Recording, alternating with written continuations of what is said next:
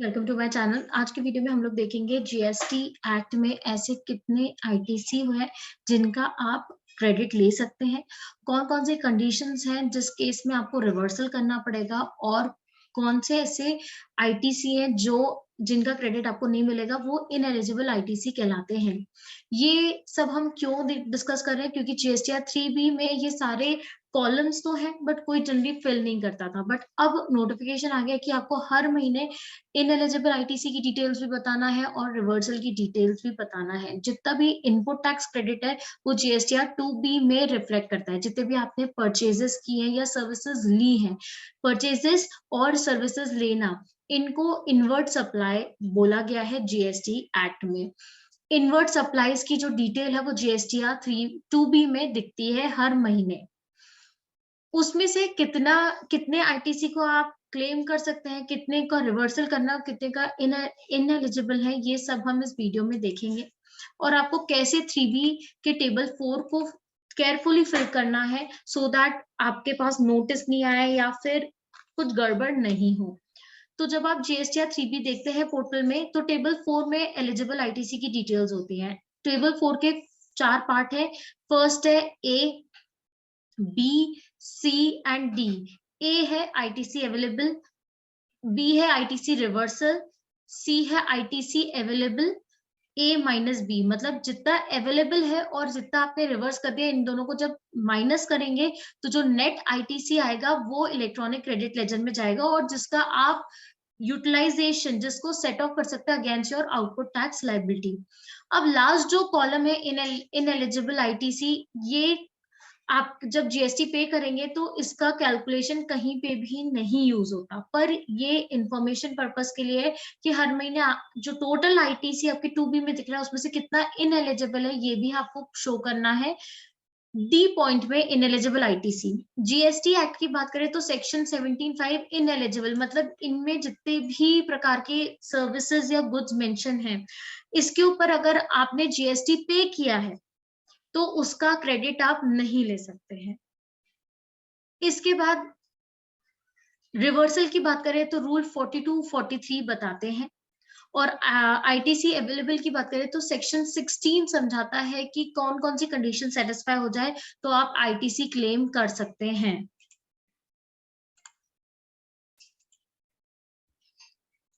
तो अगर मैं आपको समझाऊं तो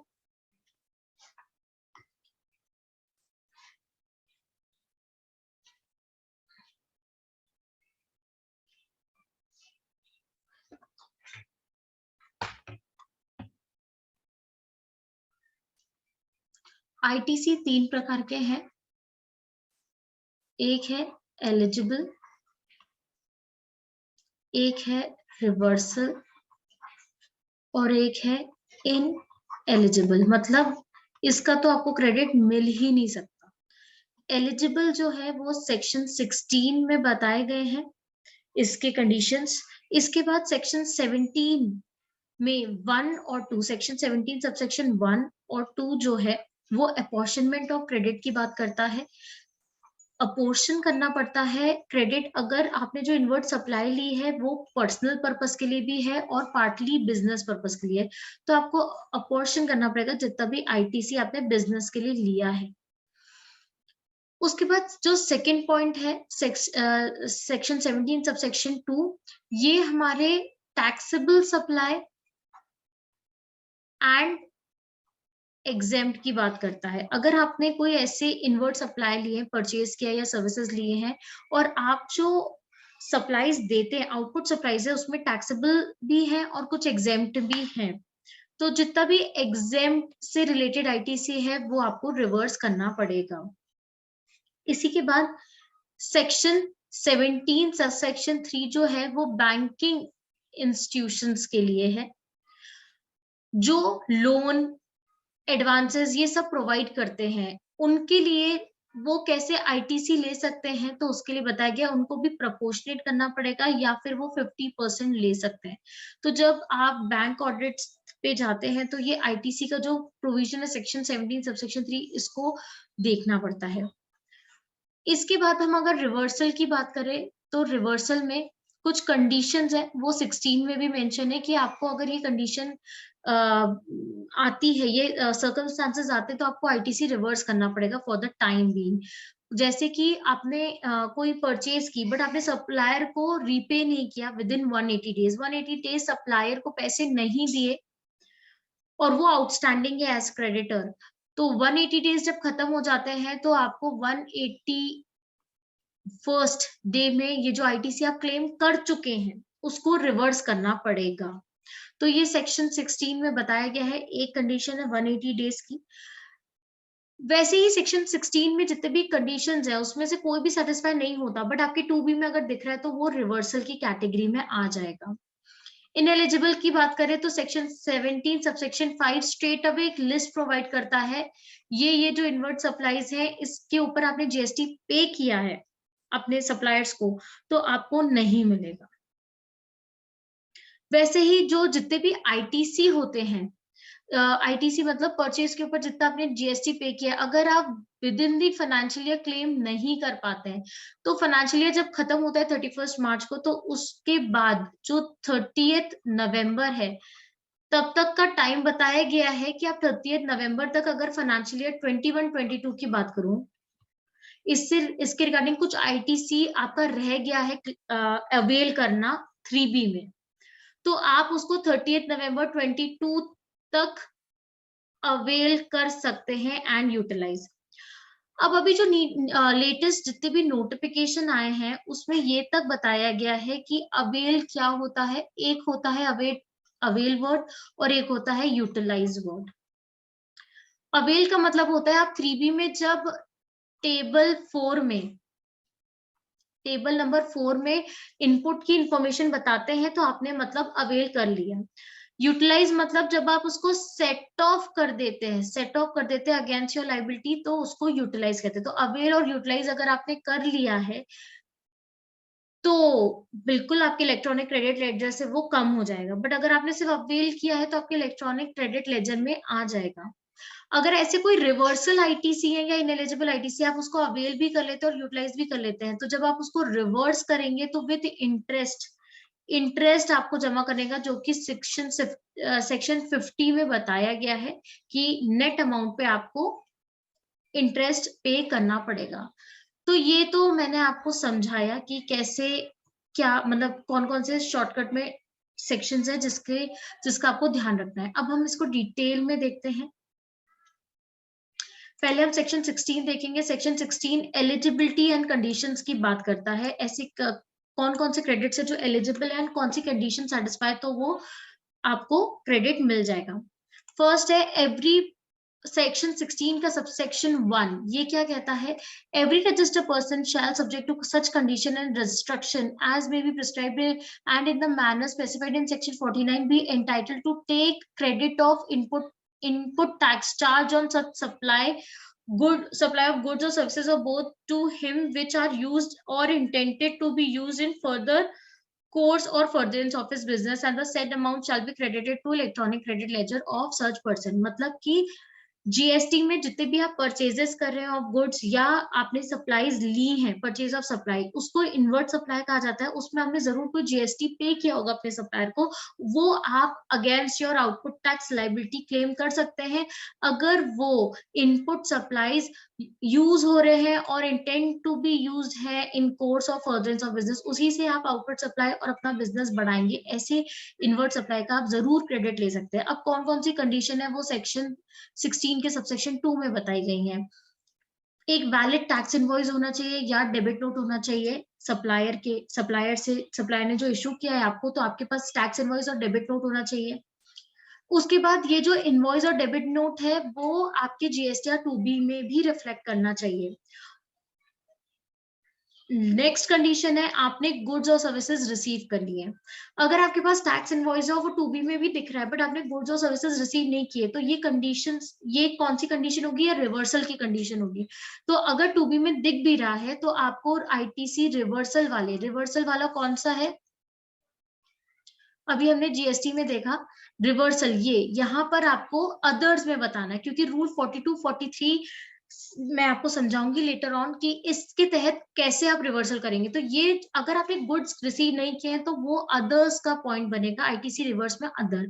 आपको यहाँ बताना है अगर आपको गुड्स रिसीव नहीं हुए बट आपको वैलिड टैक्स इनवॉइस मिल गया है और टू बी में दिख रहा है तो ये आपकी थर्ड कंडीशन है। फर्स्ट है टैक्स इनवॉइस दिखना चाहिए, सेकंड है टू बी में दिखना चाहिए, थर्ड है गुड्स और सर्विसेज मिल जाने चाहिए।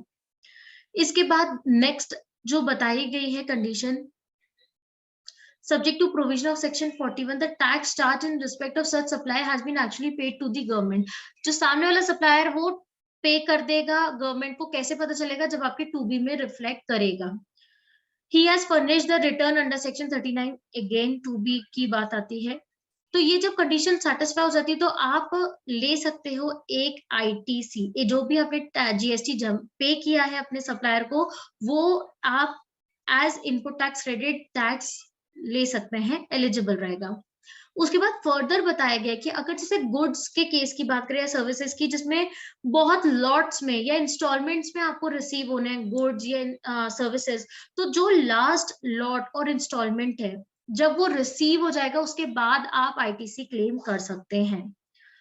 ये कंटिन्यूअस सप्लाई ऑफ सर्विसेज की भी की बात होती है। जब कोई कॉन्ट्रैक्ट में एंटर करता है एक रजिस्टर्ड पर्सन और वो कॉन्ट्रैक्ट ये कहता है कि नंबर ऑफ स्टेजेस में गुड्स रिलीज किए जाएंगे या सप्लाई की जाएगी, तब तक एडवांस में ही चलेगा पेमेंट, तो टैक्स इनवॉइस इशू नहीं होता, तब रिसीट वाउचर इशू होता है। जब टैक्स इनवॉइस इशू होगा वो कब होगा? जब आपकी वैलिड इंस्टॉलमेंट, लास्ट इंस्टॉलमेंट या लॉट आपको रिसीव हो जाए गुड्स का या सर्विसेज का। इसके बाद बताया गया है कि जो रिसिपिएंट है, जब वो सप्लायर को गुड्स या सर्विसेज या दोनों के तहत जो उसको पेमेंट करना था वो रह जाता है 180 डेज, 180 डेज तक आउटस्टैंडिंग रहता है और नहीं पे कर पाता, तो जो इनपुट आपने क्लेम किया है, अवेल किया है 3B में, वो आपको रिवर्स करना पड़ेगा। और अगर आपने उसको यूटिलाइज भी कर लिया, अभी मैंने अवेल और यूटिलाइज का फर्क बताया, तो आपको विथ इंटरेस्ट पे करना पड़ेगा। तो ये थी कंडीशन।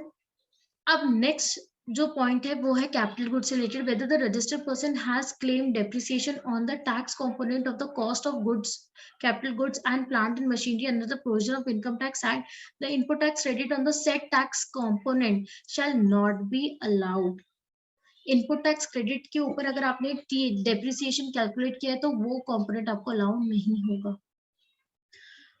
सेक्शन 16 सबसेक्शन 4 बताता है registered person shall not be entitled to take input tax credit in respect of any invoice और debit note for supply of goods और services of both after 30th November. जैसे मैंने आपको बताया था कि फाइनेंशियल 21-22 की बात करें तो कुछ आईटीसी इस साल से रिलेटेड हमारा रह गया 3 में बताना, तो आपके पास टाइम है कि नेक्स्ट ईयर के 30th नवंबर को जो रिटर्न जाती है तब तक आप इसको क्लेम कर सकते हैं। 30th नवंबर को कौन सी? अक्टूबर की रिटर्न जाएगी, तो अक्टूबर के रिटर्न तक का आपके पास समय है कि आप अगर कोई इनपुट मिस हो गया है टैक्स इनवॉइस के ऊपर या डेबिट नोट के ऊपर तो आप उसको वैलिडली क्लेम कर सकते हैं। अगर 30th नवंबर निकल जाता है उसके बाद आपको ऐसे इनपुट की पता चलती है तो आपको आईटीसी रिवर्सल में उसको डालना पड़ेगा या इनएलिजिबल। अगर आपने क्लेम कर लिया तो आईटीसी रिवर्सल में जाएगा, और अगर आपने क्लेम नहीं किया है ना 3B में 2B में दिख रहा था तो आपने 3B में लेना रह गया है आपका, तो वो इनएलिजिबल में आ जाएगा। तो ये सेक्शन 16 की कुछ कंडीशंस थी जिसमें हमारे एलिजिबिलिटी की बात करें तो और रिवर्सल की भी बात करी हमने और इनएलिजिबल की भी बात करी। अब हम सेक्शन 17 देखते हैं। सेक्शन 17 कहता है apportionment of credit and blocked credit. Apportionment की क्या कब बात आती है? जब आप कुछ ऐसे सप्लाईज कर रहे हैं, आपने इनपुट लिया है, इनपुट लेने के बाद जब आप आउटपुट सर्विसेज प्रोवाइड करें, आउटपुट गुड्स प्रोवाइड करें, तो उसमें से कुछ टैक्सेबल कैटेगरी के गुड्स और कुछ एग्जाम कैटेगरी के, बट आपने इनपुट लिया है, इनपुट में जीएसटी जमा किया, तो इसका ये मतलब नहीं है कि आपको पूरा का पूरा क्लेम मिल जाएगा। जब आप आउटपुट सप्लाई में प्रोपोर्शनेट टैक्सेबल सप्लाई दे रहे हैं और प्रोपोर्शनेट एग्जाम सप्लाई दे रहे हैं, तो जो इनपुट में आपने जीएसटी पे किया है उसका भी आपको थोड़ा सा ही क्रेडिट मिलेगा।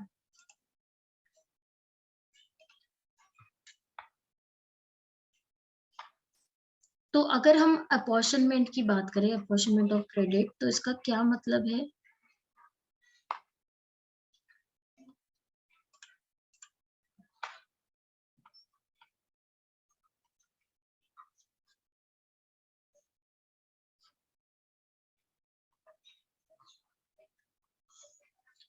आपने एक 100 रुपए की इनवर्ट सप्लाई ली है, परचेज किया है, इसमें आपने 18% जीएसटी पे करके आए हैं और इस इनवर्ट सप्लाई को आपने बिजनेस में यूज करके दो प्रकार की आउटपुट सप्लाई दे रहे हैं। ये है आउटवर्ड सप्लाई जिसमें आपने 50 रुपीज की टैक्सेबल सर्विस की दी है और 50 रुपीज की एग्जेम्प्ट।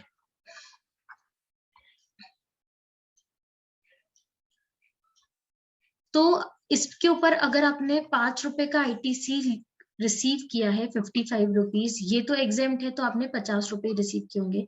तो आप देख सकते हैं ये जो 18 रुपीज का जीएसटी आप पे करके आए हो, ये आपका आईटीसी है। अब इसमें से आपको आपने कुछ टैक्सेबल सप्लाई में यूज किया और कुछ एग्जेम्प्ट में यूज किया। तो जो चूंकि यहाँ पर 50-50% है हमारा, तो ये जो 18% का 50% होगा, उसका आपको आईटीसी का क्रेडिट मिल जाएगा, मतलब 9 रुपए का। और जो बाकी के 50% की हम बात करेंगे, तो वो हमारा हमें क्रेडिट नहीं मिलेगा, ये हमारे रिवर्सल की कैटेगरी का बन जाएगा। रिवर्सल की बात मैं क्यों कर रही हूँ? क्योंकि जब हम 2B की बात करेंगे, जब हम 2B की बात करेंगे तो 2B में ये 18 रुपए जरूर दिख रहे होंगे।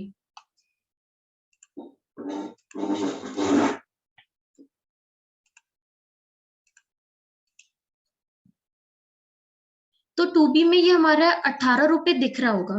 तो जब हम अपने 3B की बात करेंगे तो हमारे टेबल नंबर 4 में ये ए वाले पॉइंट, मतलब आईटीसी अवेलेबल में 18 रुपए ऑटोमेटिकली आ जाएगा। अब जो हमारा बी वाला पॉइंट है, रिवर्सल की जो बात करते हैं, उसमें आपको 9 रुपए बताना पड़ेगा और जो बैलेंस 9 रुपए है नेट आईटीसी, जो कि सी वाले पॉइंट में आता है, ये हमारे इलेक्ट्रॉनिक क्रेडिट लेजर में आ जाएगा और इसका हम बेनिफिट मतलब सेट ऑफ कर पाएंगे अगेंस्ट आर लायबिलिटी। तो दिस इज हाउ रिवर्सल आपको बताना पड़ेगा। रिवर्सल कब आएगा? जब आपके ऑटोमेटिकली ए पॉइंट में आपका आईटीसी आ रहा हो, तो आपको रिवर्सल बताना है, सो दैट रिवर्सल से वो रिड्यूस हो जाएगा आईटीसी। अगर आपने आईटीसी लिया ही नहीं है, ए पॉइंट में कभी भी कोई अमाउंट आया नहीं है, तो आपको हमेशा उसको डी पॉइंट मतलब इन एलिजिबल में जो ये अदर वाला पॉइंट आता है, मैं आपको फिर से बताती हूँ।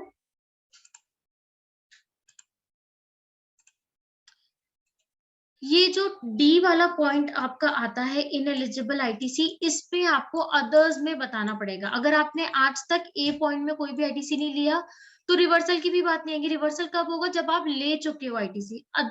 तो उसके अगर आप नहीं ले चुके हो तो इनएलिजिबल में आएगा ये पॉइंट। अब हम सेक्शन 17 में थे। सेक्शन 17 में सबसेक्शन 1 बताता है कि अगर आपने ऐसे कुछ गुड्स और सर्विसेज और या दोनों लिए हैं रजिस्टर्ड पर्सन से, जो कि पार्टली बिजनेस में यूज हो रहा है और पार्टली अदर पर्पस यूज हो रहा है, तो जितना भी बिजनेस में यूज हो रहा है उसका ही आप क्रेडिट ले पाएंगे। अब ये कैसे कैलकुलेट किया जाएगा पार्टली वर्ड? तो प्रोपोर्शनेट, जिसका रूल 42-43 में मेंशन है। वेदर सेकंड है वेदर द गुड्स और सर्विसेज, जो आप ऐसे गुड्स और सर्विसेज मिले हैं जो कि टैक्सेबल सप्लाईज इफेक्ट करे, मतलब जब आप आउटपुट सप्लाई दे रहे हैं तो उसमें कुछ टैक्सेबल है और कुछ जीरो रेटेड सप्लाई है। तो अगेन आपको taxable supply including zero rated supply and कुछ एग्जेम्प्ट सप्लाईज है। तो इसमें भी आपको proportionate credit shall be restricted to so much of the input tax is attributable to taxable supply. हमारे एग्जाम्पल में हमने देखा 18 रुपए हम पे करके आए थे, हमारे पास 18 रुपए आईटीसी था।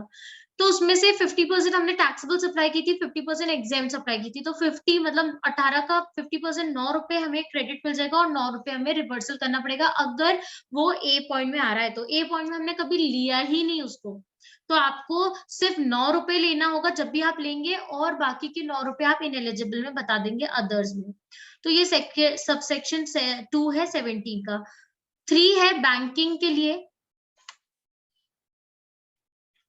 सेक्शन 4 सबसेक्शन 4 है बैंकिंग कंपनीज के लिए, फाइनेंशियल इंस्टीट्यूशन के लिए जो कि ऐसे गुड्स और सर्विसेज रिसीव करते हैं जिनपे वो टैक्स पे करके आए हैं। तो उनको बताया गया कि वो भी प्रोपोर्शनेट यूज कर सकते हैं या फिर 50% यूज कर सकते हैं।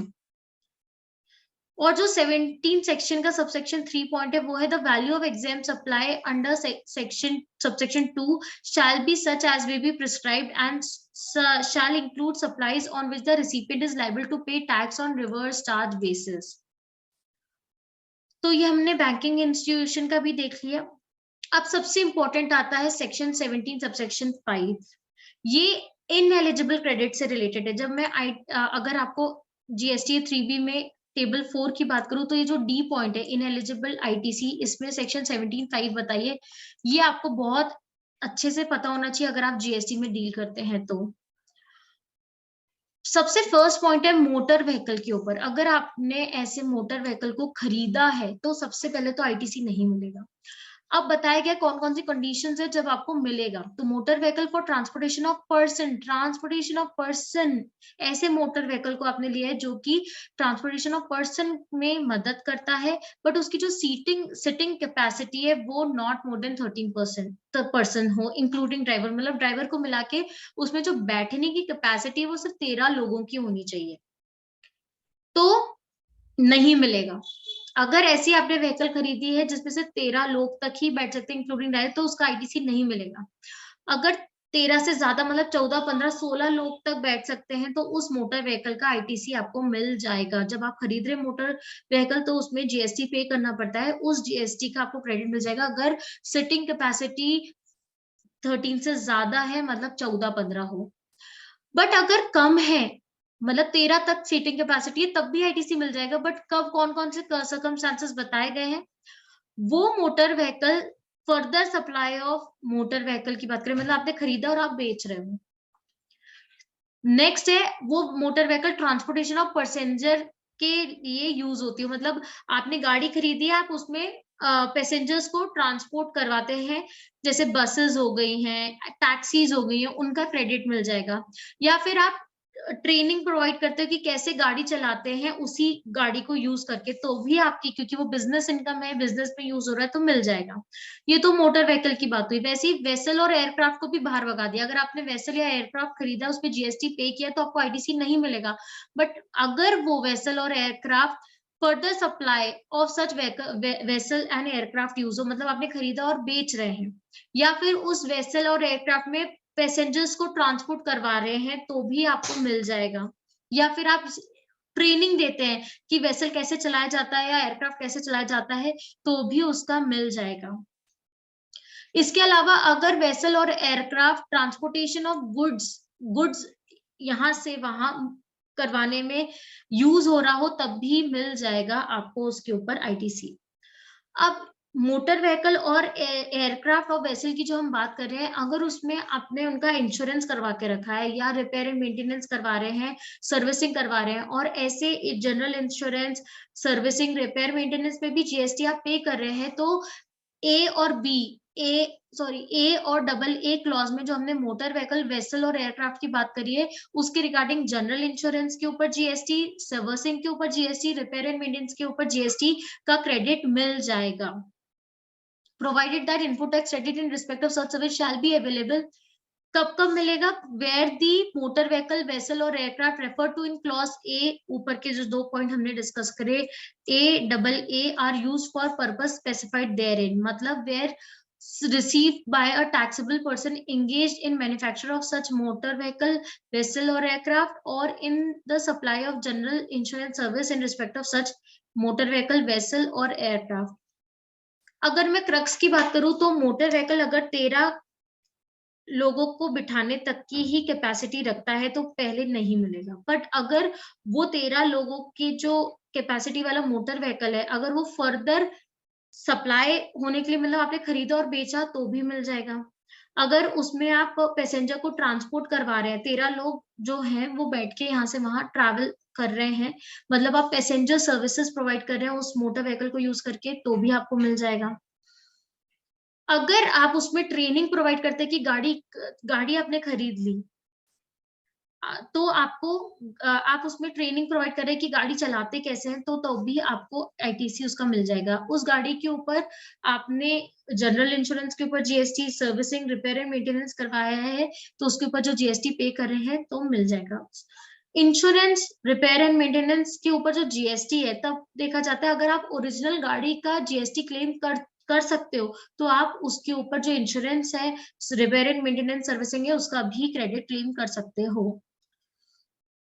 नेक्स्ट है बी पॉइंट। अभी हमने ए में मोटर व्हीकल, एयरक्राफ्ट और वेसल देखा। बी पॉइंट है अगर फूड और beverages, outdoor catering, beauty treatment, health service, cosmetic and plastic surgery, leasing, renting और hiring of motor vehicle, vessel और aircraft refer to in A और double ए।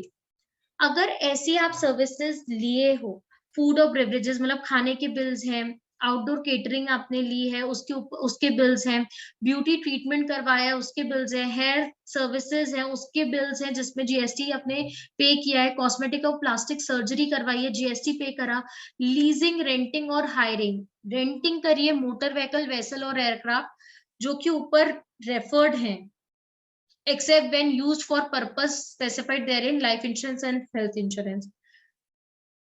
तो इन सब का आपको जीएसटी नहीं मिलेगा, स्ट्रेट अवे इनएलिजिबल हो जाएगा। बट कब मिल सकता है इन सब के ऊपर, फूड प्रिविलेजेस से लेकर रेंटिंग तक की सर्विसेज में, जब ये आप सर्विसेज रिसीव कर रहे हो for further supplying these services, provided that the input tax credit in respect of such goods or services or both shall be available where an inward supply of such goods or services or both is used by registered person for making an outward taxable supply for the of the same category of goods or services or both। अगर आप beauty treatment की services ले रहे हैं, for providing further beauty treatment services, आपका business ही यही है, तो आप उसका आईटीसी क्लेम कर सकते हैं। इसी के बाद बताया गया है membership of club, health and fitness centre, इनके ऊपर अगर आपने जीएसटी पे किया तो आपको नहीं मिलेगा। या फिर आपने ऐसे ट्रैवल बेनिफिट्स प्रोवाइड किए अपने एम्प्लॉयज को, जो वो वेकेशन में गए हैं तब उनने इनकर किया, या लीव ट्रैवल कंसेशन प्रोवाइड किया है, तो भी उसके ऊपर जीएसटी नहीं मिलेगा। एम्प्लॉय जीएसटी पे करके आया, बिल आपको दे दिया एम्प्लॉयर को, तो वो जो जीएसटी का बेनिफिट है वो एम्प्लॉयर क्लेम नहीं कर सकता। कब कर सकता है? Provided that input tax credit in respect of such goods और services of both shall be available where it is obligatory for an employer to provide the same to its employee under any law for the timing of force। इसके regarding अभी recently एक notification आया, clarify किया गया है उनने कि ये जो पॉइंट है ये सिर्फ थर्ड पॉइंट पे एप्लीकेबल है, ये जो एक्सप्लेनेशन है ये थर्ड पॉइंट पे एप्लीकेबल है या फिर पूरे बी क्लॉज पे, तो पूरे बी क्लॉज पे ये एप्लीकेबल है। तो मतलब फर्स्ट पॉइंट, सेकेंड पॉइंट और थर्ड पॉइंट को हम देखें, फूड बेवरेजेस वाली सर्विसेज या मेंबरशिप या ट्रैवल बेनिफिट, इन तीनों में अगर एम्प्लॉयर इसलिए इसको इनकर कर रहा है क्योंकि किसी लॉ में मेंशन है और वो ऑब्लिगेटरी है, तो उसके ऊपर जीएसटी का बेनिफिट मिल जाएगा। नेक्स्ट जो सी पॉइंट है, अभी हमने फर्स्ट ए देखा, बी देखा, अब सी देख रहे हैं, वर्क कॉन्ट्रैक्ट सर्विस से रिलेटेड है। अगर वर्क कॉन्ट्रैक्ट सर्विसेज आपने ली है, आपका बिजनेस है, आपने ली है और उस पर जीएसटी जमा किया है, तो उसका क्रेडिट नहीं मिलेगा। कौन से वर्क कॉन्ट्रैक्ट सर्विसेज को? Work contract service when supplied for construction of immovable property. Immovable property construction के लिए आपने वर्क कॉन्ट्रैक्ट सर्विस ली है तो उसका नहीं मिलेगा फर्स्ट ऑफ ऑल। बट आपने ली है इसलिए क्योंकि आप further work contract services provide करते हैं तो आपको उसका क्रेडिट मिल जाएगा। और अगर आप फर्दर सप्लाई नहीं करते बट आपने ऐसे वर्क्स कॉन्ट्रैक्ट सर्विसेज लिए हैं जो कि प्लांट एंड मशीनरी से रिलेटेड है, तो आपको मिल जाएगा, भले ही वो फर्दर आप प्लांट एंड मशीनरी से related works contract service provide नहीं करते हो। तो मूल मंत्र है works contract service when supplied for construction of immovable property. Immovable property से रिलेटेड अगर आपने वर्क्स कॉन्ट्रैक्ट सर्विस ली है तो आपको नहीं मिलेगा, बट आप लेते हैं इसलिए क्योंकि आपको फर्दर सप्लाई करना है वर्क्स कॉन्ट्रैक्ट सर्विस, तो आपको मिलेगा। नेक्स्ट डी पॉइंट है गुड्स और services of both received by taxable person for construction of immovable property. आप ऐसे गुड्स या सर्विसेज रिसीव करते हैं for construction of immovable property. और इमूवेबल प्रॉपर्टी किसके लिए? खुद के लिए बनाने के लिए, या फिर आप फर्दरेंस ऑफ बिजनेस के लिए यूज करते हैं। मतलब आपका जो बिजनेस है वो ही कंस्ट्रक्शन ऑफ इमूवेबल प्रॉपर्टी का है और उससे रिलेटेड आपने गुड्स और सर्विसेज रिसीव किए, तो उसके रिगार्डिंग आप जो भी जीएसटी पे करते हैं उसका क्रेडिट नहीं मिलेगा। पर्सनल पर्पस के लिए बिल्डिंग बना रहे हैं या बिजनेस के लिए बिल्डिंग बना रहे हैं, मतलब बिजनेस ही है आपका बिल्डिंग बनाना, तब भी आपको नहीं मिलेगा। अदर देन प्लांट और मशीनरी, मतलब प्लांट और मशीनरी बनाने, construction of plant and machinery बनाने के लिए आप गुड्स या सर्विसेज रिसीव करते हैं, उसके ऊपर जीएसटी जमा करते हैं, आप मतलब पे करते हैं सप्लायर को, तो आपको मिलेगा। अब ये जो सी और डी में प्लांट एंड मशीनरी बताया, मतलब प्लांट एंड मशीनरी से रिलेटेड तो आपको क्रेडिट मिलेगा, भले ही वो वर्क्स कॉन्ट्रैक्ट सर्विस हो या गुड्स या सर्विसेज रिसीव की हो। बट ये होते क्या है प्लांट एंड मशीनरी, और कंस्ट्रक्शन की जो बात करें वो क्या है, तो क्लॉज सी और डी के लिए बताया गया है कंस्ट्रक्शन में रिकंस्ट्रक्शन भी इंक्लूड होता है, रेनोवेशन भी, एडिशन और ऑल्टरेशन और repair to the extent of capitalisation to the said immovable property. और प्लांट एंड मशीनरी से रिलेटेड भी क्लैरिफिकेशन आया है। Plant and machinery means apparatus, equipment and machinery fixed to earth by foundation or structural support that are used for making outward supply of goods or services or both, and includes such foundation and structural support but excludes land, building or any other civil supply, telecommunication tower and pipeline laid outside the factory pipeline। तो apparatus, equipment, machinery को plant and machinery बताया गया है जो कि fixed है, move नहीं हो सकता, बट अगर आप जब उसका स्ट्रक्चर या फाउंडेशन तोड़ फोड़ देंगे तो वो मूव भी हो जाए, ऐसे प्लांट एंड मशीनरी की बात करें उससे रिलेटेड आपको आईटीसी मिल जाएगा। नेक्स्ट जो पॉइंट है ई पॉइंट, वो है गुड्स और सर्विसेज और both on which tax has been paid under section 10 कौन से? कॉम्पोजिट। अगर आप कॉम्पोजिशन स्कीम का बेनिफिट लिए हो और गुड्स और सर्विसेज मिलते हैं तो आपको आईटीसी नहीं मिलेगा, उनके लिए आईटीसी नहीं मिलता। गुड्स और सर्विसेज और both receive by non resident taxable person, अगर आप नॉन रेसिडेंट टैक्सेबल पर्सन है, except on goods imported by him, उन आपको गुड्स और सर्विसेज मिले हैं, आप नॉन रेसिडेंट टैक्सेबल पर्सन है और आपको गुड्स या सर्विसेज मिले जिस पे आपने जीएसटी जमा किया, तो आपको इनपुट टैक्स क्रेडिट नहीं मिलेगा। अगर पर्सनल कंजम्पशन के लिए आपको गुड्स और सर्विसेज मिले हैं तो भी नहीं मिलेगा। आप गुड्स लॉस्ट हो गए, स्टोलन हो गए, डिस्ट्रॉय हो गए, रिटर्न ऑफ हो गए, डिस्पोज्ड ऑफ हो गए, या फिर आपने गिफ्ट्स और फ्री सैंपल में डिस्ट्रीब्यूट कर दिए, तब भी आपको आईटीसी नहीं मिलेगा। And any tax paid in accordance with the provision of section 74, 129 and 130, मतलब पेनल्टीज से रिलेटेड आपके पास आपको असेसमेंट आया है कि आपने शॉर्टली पे किया है, रॉन्गली रिफंड क्लेम किया है, इसके तहत ये सेक्शन 74 बताता है, तो इस तहत पे आपने जीएसटी जमा किया है तो आपको उसका क्रेडिट नहीं मिलेगा। 129 सीजर की बात करता है, 129 है detection, seizure and release of goods and conveyance in transit, इसके तहत आप जो भी टैक्स पे करते हो उसका बेनिफिट नहीं मिलेगा। वैसे ही सेक्शन 130 है कॉन्फिस्केशन ऑफ गुड्स और कन्वेंस, ऐसे गुड्स कॉन्फिस्केट हो गए हैं या पकड़े गए हैं और पेनल्टी लेवी हो रही है, तब आप जीएसटी जमा करते हो तो आपको उसका बेनिफिट नहीं मिलेगा।